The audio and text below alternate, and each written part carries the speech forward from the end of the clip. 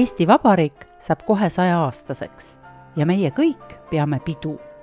Värvide pidu on ka Adamson-Eeriku muuseumis, kus kunstiteostel ja teoste autoritena saame imetleda kunstiühingu Pallas asutaja ja taasasutaja liikmeid, sest ka kunstiühing Pallas sai 6 aega tagasi 100-aastaseks. Ilma Pallaseta pole üldse võimalik rääkida Eesti kunstist ning kunstisõpradena seame sammud Adamson-Eeriku muuseumisse, et 100-aastase ent endiselt elujõulise Pallase üle rõõmu tunda ja meenutada selle pühendumusest ja missioonitundest kantud ühingu liikmete keerulise teekonna tähtsamaid tähiseid. Et see, et meil on kunstiühing Pallas 20 päeva vanem kui Eesti Vabariik, sest teatavasti oli ju kalendri muutus ja peale 31. jaanuari tuli kohe 14. veebruar aastast 1918. Nii et sellega seoses me juba 2 aastat tagasi ühes väikeses seltskonnas arutasime selle üle, et huvitav, kas keegi on seda mõelnud tõsiselt suurelt teha.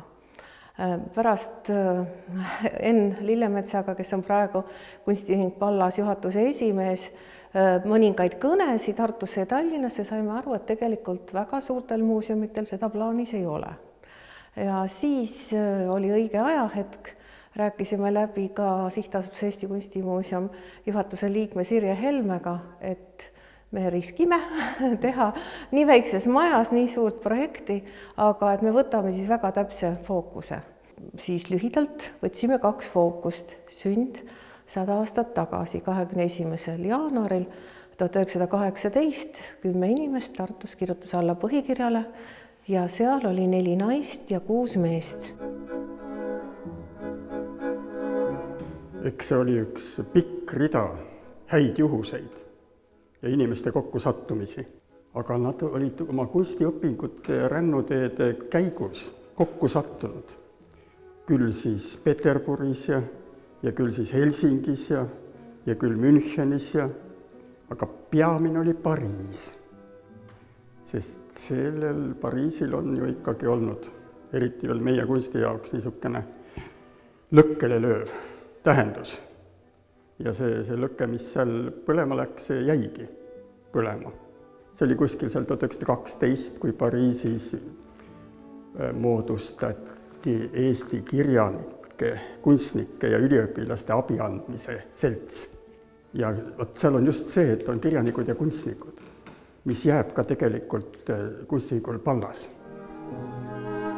Aga muidugi vahepeal oli see suur takistus, Esimene maailmasõda. 1913 tulid Euroopast tagasi Douglas, Starkov ja Tassa Ahvenamaa kaudu.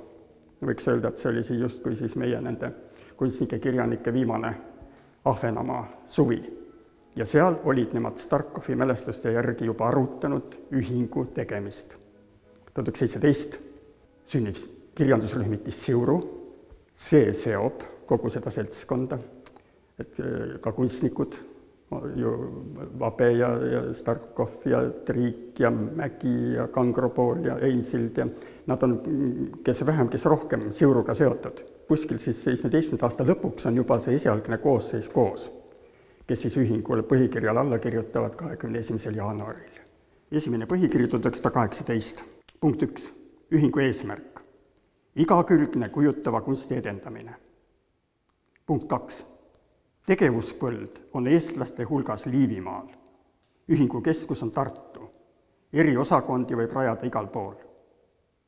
Punkt 3. Ühingul on juriidilise isiku õigused. Ühing saab oma sissetulekut liikmemaksudest, annetustest, korjandustest, pärandustest ja ärilistest üritustest. Punkt 4. Uusi liikmeid võetakse vastu 90% liikmete nõusolekul. Siin on oluline tähele panna, et see oli ju tegelikult alguses sõpruskond. 90% pidid nõus olema, 10-9. 5. punkt. Ühing valib häälte enamusega peakoosolekul, mis peetakse iga tegevusaasta alguses esimehe, kirjatoimetaja, laekahoidja ja revidendid. Ja viimane, punkt 6. Varade likvideerimise ja edaspidise tarvitamise üle otsustab 3/4 liikmetest. Hääled võib anda kirjalikult. Kogu lugu. juba järgmine aasta muudeti seda, sest vaadati, et ikkagi liiga kitsas on see ring ja siis laiendati seda vastuvõtmise määra. Aga hiljem veel võeti 3. põhikirja vastu 1933 ja siis selle järgi töötati kuni 40, kui siis kõik need samused likvideeriti okupatsioonivõimude poolt, organisatsioonid 40 aasta sügisel. Ja korraks siis veel Saksa ajal ärkab ta ellu üks talv, 43-44. Ja siis on see suur paus.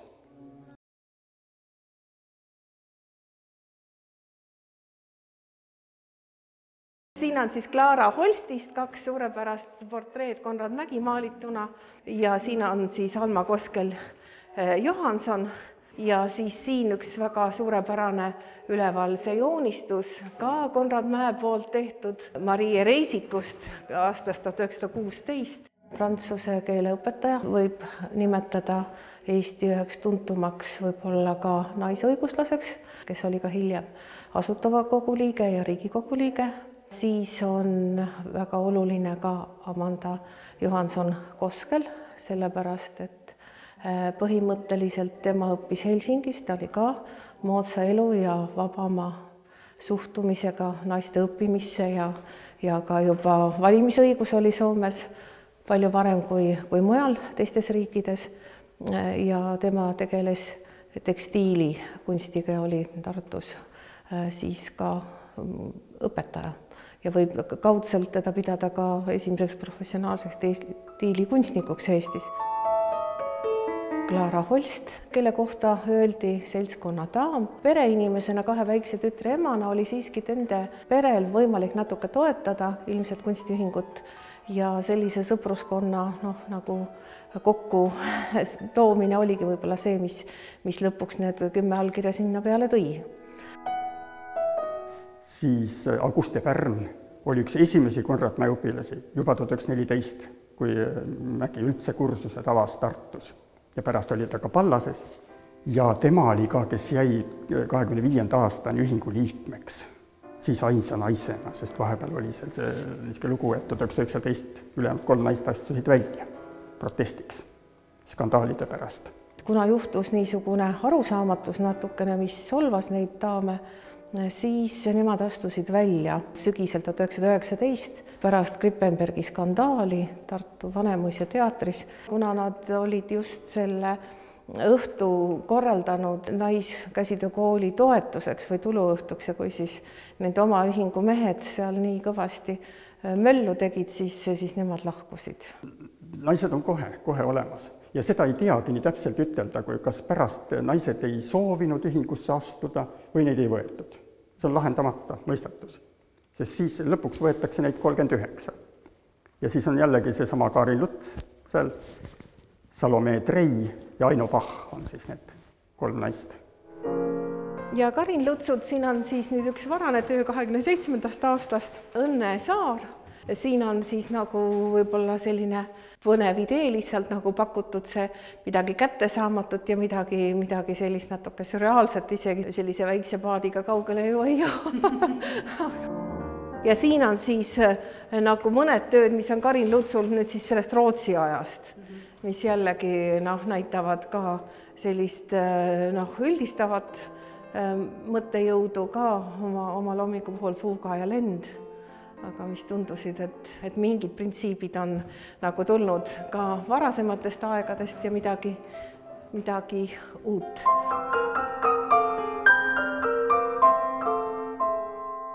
Tegelikult ka need mehed, kes olid asutajaliikmed, nüüd kui võtame Konrad Mägi, enamus inimesed teavad, Aleksander Tassa. Tema oli üks pulbitsev isiksus, kes suutis nakatada väga erinevaid inimesi. Ja et üldse Tartus sündis kunstiühing Pallas, see on ikka põhiliselt tänu Aleksander Tassale. Kirjanik, kunstnik, kunstiajaloolane, mees iga ala peale, kes siis tõesti kandis seda energiat ka just selle sõjaolukorras ja tundis Aado Vabet juba, kui Aado Vabe oli veel väga noor. Konrad Mäega moodustasid nad 2 väga tugeva tandemi, 2 sammast ja teised siis seal ümber. ja siin on 2 tema teost, sest siis, kui tema hakkas suureks organisaatoriks ja esimeheks ja siis ka muuseumi asju ajama nii Tartus kui Tallinnas, siis ta jättis kujutava kunstiga tegelemise täiesti maha. Aga nendest varasematest aegadest on siin koos Mägiga oldud üks tore Norra maastik ja siis väga palju ka näitustel armastatud töö Amori tempel Versailles, mis on ka Underi Tuglase kirjanduskeskuse kogudest ja mis oli kogu Tuglase eluaja, kui ta selles majas elas, magamistoas. Nii et kui ta hommikul tegi silmad lahti, siis nemad eluga nägid seda tööd. Aga siis veel lisaks Voldemar Kangropol, Mart Pukits, samuti siis Johannes Einsild ja muidugi ka Ado Vabe. Mart Pukitsa nüüd üks Kitzbergi portree on ka võib-olla vähem nähtud kui võiks, aga see on tõenäoliselt Kitzbergi 70. sünnipäevaks tehtud ja seegi sai nüüd selle näituse jaoks korrastatud Tartus ja Tuglas on tõesti väga suurepärane nüüd siin Voldemar Kangropoli maalituna ja Voldemar Kangropoli teostest on siin veel üks naise portree 24.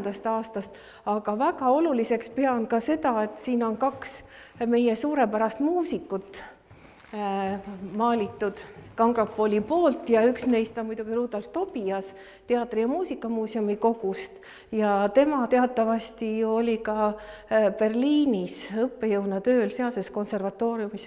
Ta võitis selle konkursi, kahjuks suri noorelt ja ka see Kangropoli tehtud Mart Saar 24. aastast, nii et me oleme siin arutanud mõnegi inimesega, et kui Voldemar Kangropol poleks rohkem teinud kui selle Tuglase, Saare ja Tobiase, siis ta oleks juba ka väga meie kultuuriloos oluline tegija. Pallaslased, just need asutajaliikmed nagu Mägi, et nad on väga tuntud, aga te olete suutnud siia kokku tuua ikkagi töid, mis üllatavad ja mis ei ole üldse nii tuntud. Ja loomulikult oli meil ka üks selline salasoov ikkagi, et selle tuntuse juures tuua ka midagi huvitavat ja samas väga professionaalset nagu kriteeriumitele vastavat. Kunstiajaloolase Voldemar Vaga väljaandeid on ilmselt kõik põlvkonnad, kes praegu toimetavad ja elavad lugenud, sest tema suri 3 kuud enne 100-aastaseks saamist alles. Aga tema kujutav kunst on võib-olla vähem tuntud. Seda on küll eksponeeritud Kadrioru lossis.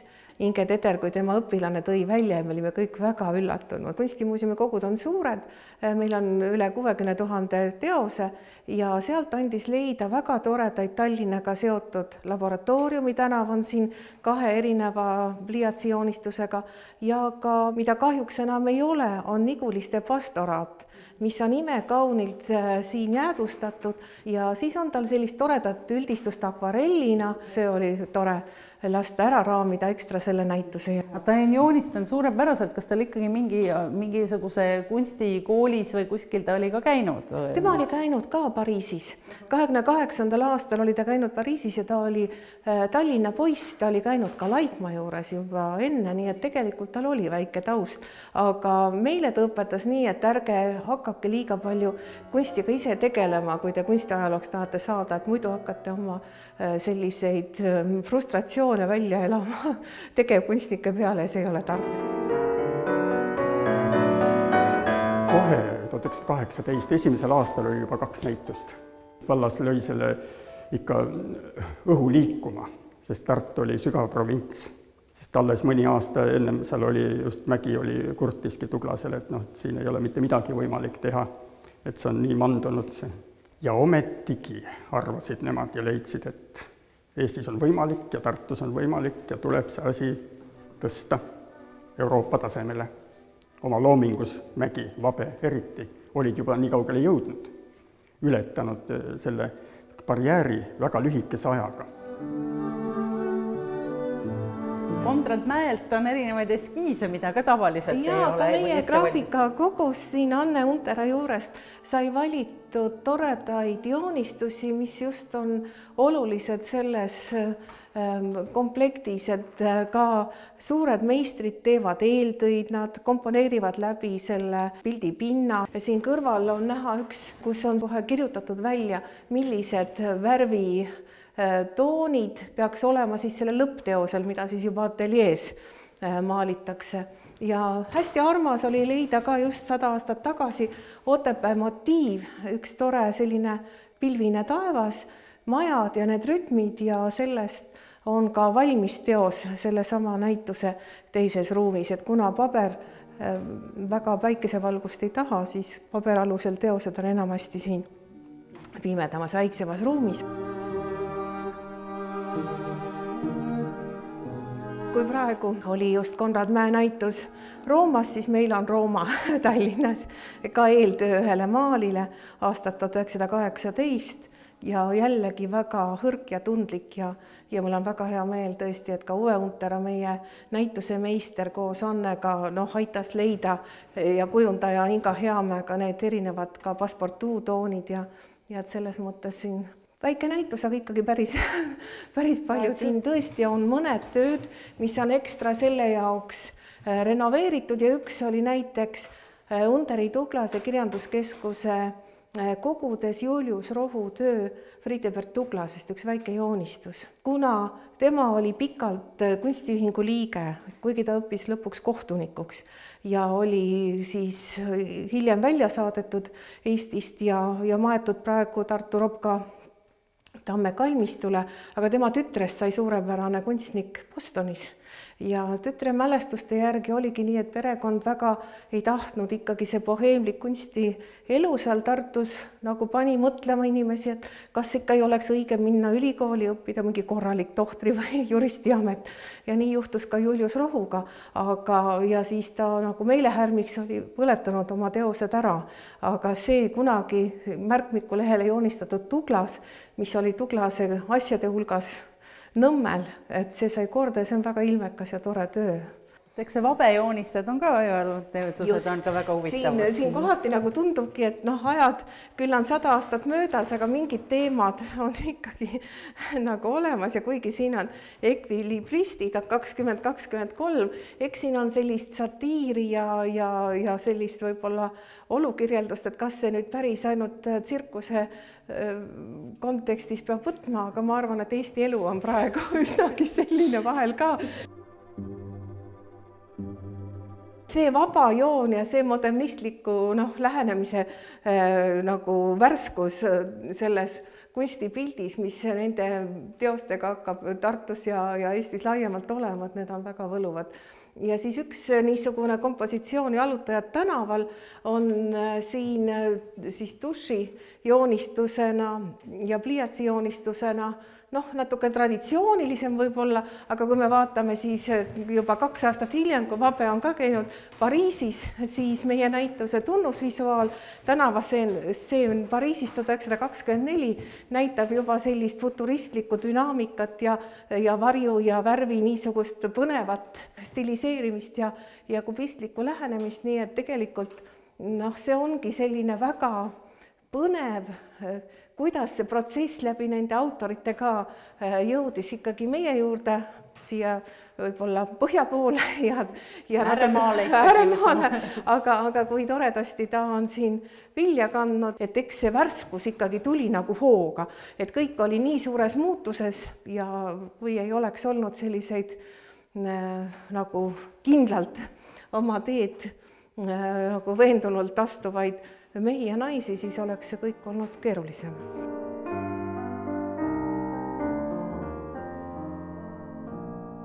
Ja muidugi varsti järgmine aasta kohe hakati kooli asutama. Põhivedajad, seal oli see niisugune toimkond, siis tuli Starkov juurde juba, siis ikka Aleksander Tassa, Konrad Mägi, Johannes Einsilt ka, keda nüüd üldse ei teata, kes pärast läks ära Venemaale ja seal hukka sai.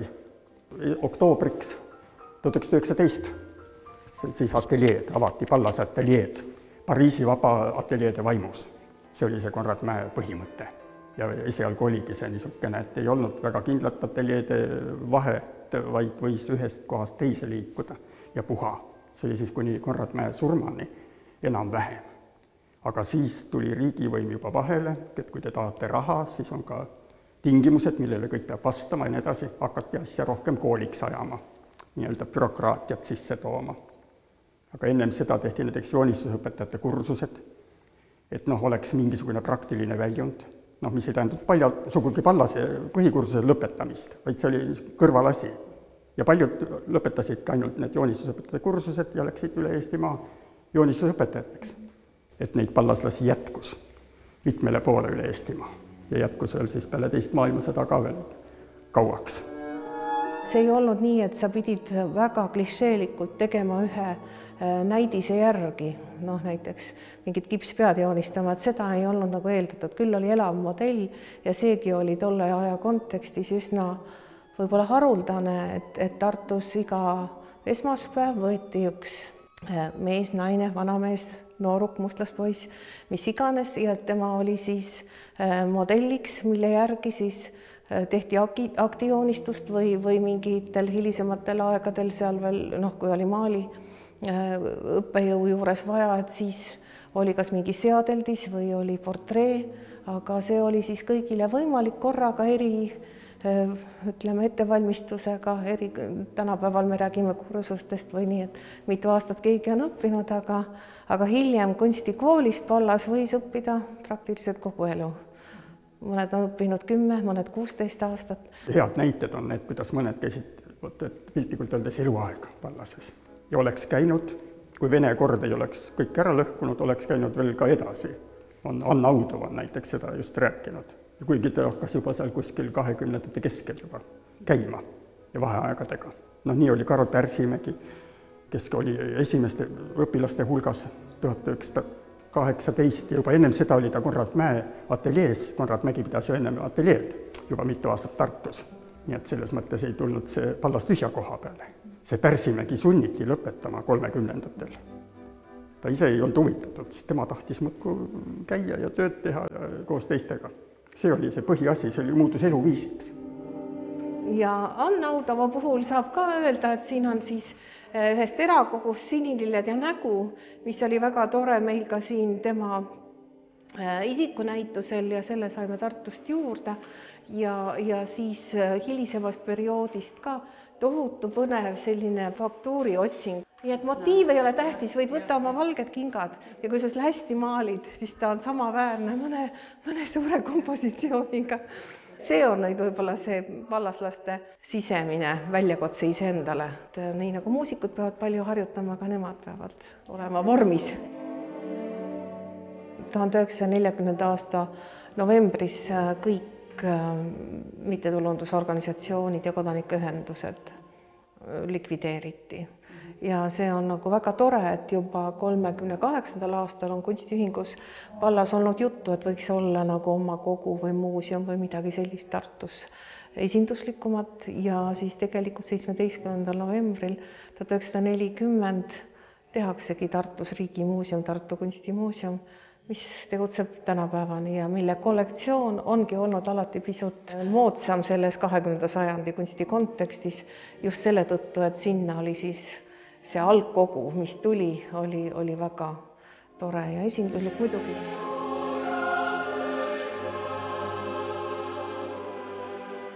Aastal 1988 alles, siis Eesti vabanemise tuhinas võtsime asja jälle Tartu linnas üles. Nüüd 10–20 inimest, kes käisid kuskil ligi aasta jooksul koos Tartus. Põhiline eestvedaja oli siis, mootor oli sel ajal, oli Loola Liivat Makarova. Ta vallandas selle, mis oli mitmetes inimestes peidus. Kuigi jah, tõesti see poliitiline, ideoloogiline surve ja kõik see, seda mõistmist kogu aeg ahendas ja kitsendas. Kord pöörati mingi üks tahk ette, siis teine tahk, mida siis võis puudutada. Ja mingi aeg oli ju, kui Pallas oli kõige mandum asi, mis üldse saab olla, Stalini aeg. Ja ka hiljem, natuke varjatumal kujul oli see surve.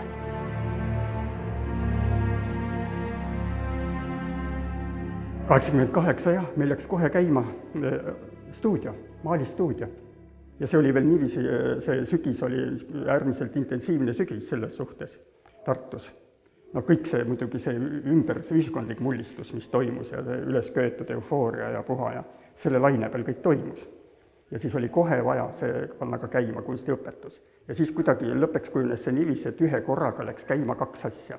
Tallinna Kunstiakadeemia Kunstiinstituudi Tartu osakond ja Pallase stuudio. Aga kes hakkas vedama, kes võttis põhiraskuse enda peal, oli Kaja Kärner. Ja keda me väga püüdsime veenda, oli seesama Alfred Kongo, kelle me valisime oma juhatuse auliikmeks 28, aga tema siis ikkagi lõppeks ütles, et tal on üks suur viga ainult, et ta on liiga vana. Me oleme muide selle näituse puhul ju valinud ainult 6 taastajat, kuigi neid oli palju rohkem, ka Pallase kunstnikke, aga me võtsime need kõige vanemad ja väärikamad, kes siis veel olid, kes andsid meile jõudu ja olid toeks. Eduard Rüga Ameerika Ühendriikidest, kes oli Aleksander Vardi õpilane muu hulgas, ja tema oli esimene pagulaskunstnik, kes otse kohe meiega ühines ja hakkas meid toetama. Ja lõpuni oli side olemas. Siis Karin Luts Rootsist, temaga oli meil ühendus. Tema oli naistest viimane ühingu liikmetest, kes oli elus veel. Siis oli ja Tartust Voldemar Vaga, siis auväärne kunstiajaloo professor, kes oli viimane Pallase õppejõud, kes elus oli. Ja siis oli Alfred Kongo, Linda Kitsmägi ja Anna Audova. No need, kellel nimi oli olemas juba teise maailmasõja ajaks.